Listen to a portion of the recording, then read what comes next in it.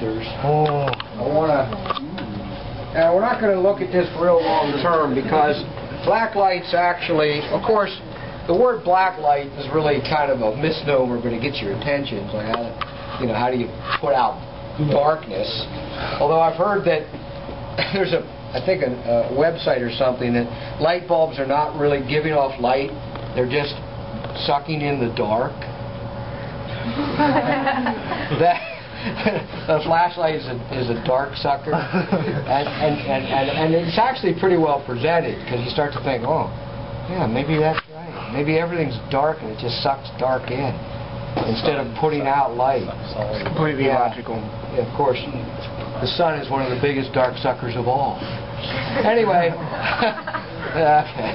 It's really not true. All right, so black light is actually a bit of a violet light. It's high energy, so it's got, and you can see you're starting to glow, some of you. That means your clothes are clean. Good job. Good job on that. Thanks for wearing clean clothes to school. Because detergents, and I don't know if you can see this, it really doesn't glow much, but this is a detergent, and detergents have brighteners in them, a lot of them do, which actually are fluorescent. That's what we're seeing now. So, not real good to stare at black light because it is ultraviolet to some extent, and of course the violet's the energetic end of the visible spectrum. I think you guys remember that. But what you can do, and this was quite popular during the psychedelic times in the 1960s and 70s, people would, I think they're still available, these are called black light posters. I've had them around here forever. If you shine the black light on them, you get a fluorescence to them, and they appear to glow, which they actually do. They actually emit a light, and then you can kind of look at it, and it's sort of it's actually completely flat. Yeah, but is it going in or going out when you look at it? Sort of three-dimensional. It's going in. Look at it long enough, and you might change your mind, so forth and so on. So that's one of those things. There's three of them. I'm not even sure where they came from. They've been around here for a long time. This one always kind of gets me. Like the black hole is what I refer to this one as. Things are moving now. This is not good. If it's starting to move, yeah, you might want to look away from my collection. Actually, that's not true. These were actually here at the old school when I came here in 1986. So I don't know where they came from. Obviously, they're pretty old. Yeah, and then this one, I don't know the orientation of this. Oh, you saw this one before? Yeah. Sorry. Yeah, I like that one. I thought maybe you'd like to see it again. All right, psychedelic spider web, like the one that bit Spider-Man. You know what I mean? Yeah. Psychedelic. Nuclear spider or whatever. I like the black one. Okay. And those of you that are into the arts and so forth will probably use paints of this nature. You can fluorescent paints. You see that gets your attention. The price of this danger sign. That scared you, didn't it? Okay. So anyway, I also have an interesting little phenomenon that I'll show you about with water. See how the water looks? Yeah. You guys aren't too impressed, are you? No. Probably not, because this is just normal H2O. But I have a special water that is called tonic water. Have you ever heard of tonic water? Okay, it's got a flavoring in it. It's quite bitter. It's called, the flavoring that's in here is called quinine. Quinine has an interesting history.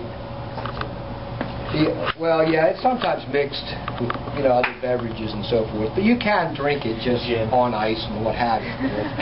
All right. You guys have some knowledge of this. Anyway, but here's the thing. It's flavored with quinine and, of course, sugar, because quinine is extremely bitter. It comes from the bark of a tree. And quinine has an interesting history. It's an anti-malarial drug.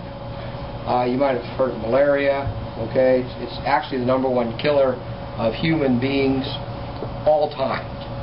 Malaria is #1. it's rampant in certain tropical areas.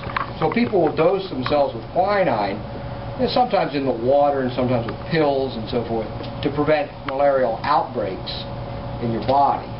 Okay? But it's interesting about the quinine is that quinine is a fluorescent material. All right? So here we see, just the normal water. Let's see what happens when the black light's shown onto the quinine water or tonic water. I think you'll see a difference. Whoa! Nice. Okay? You see that it's obviously fluorescing in an industry blue color. I always thought that would be kind of cool at like Halloween party or something, drinking like ghost water. With black lights around, of course. Right. It doesn't work.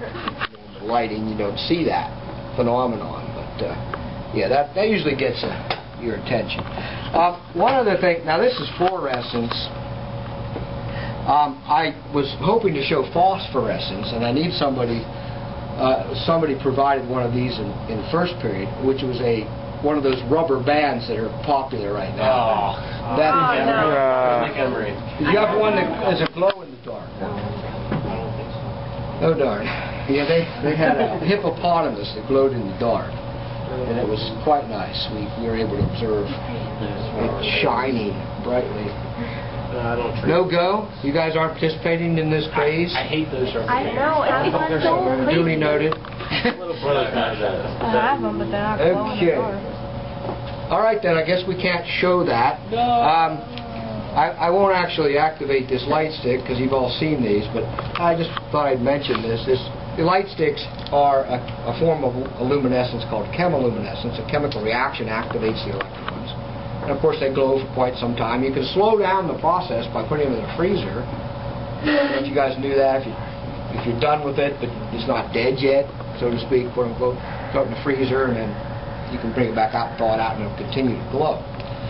They actually use this for fishing, deep water fishing. If you're after deep water species, you strap one of these near the hook and the bait and drop it down into the deep, deep ocean, and for swordfish and things like that, and then they'll spot that and get curious and come over and take your bait. That's the plan, at least. All right. Let's see then. So we don't have the phosphorescent thing. All right. Let's turn the light on a brief moment so we can. I like the lights off. Well, I have to show you something that I'm sure none of you have ever seen before. Hoping that's.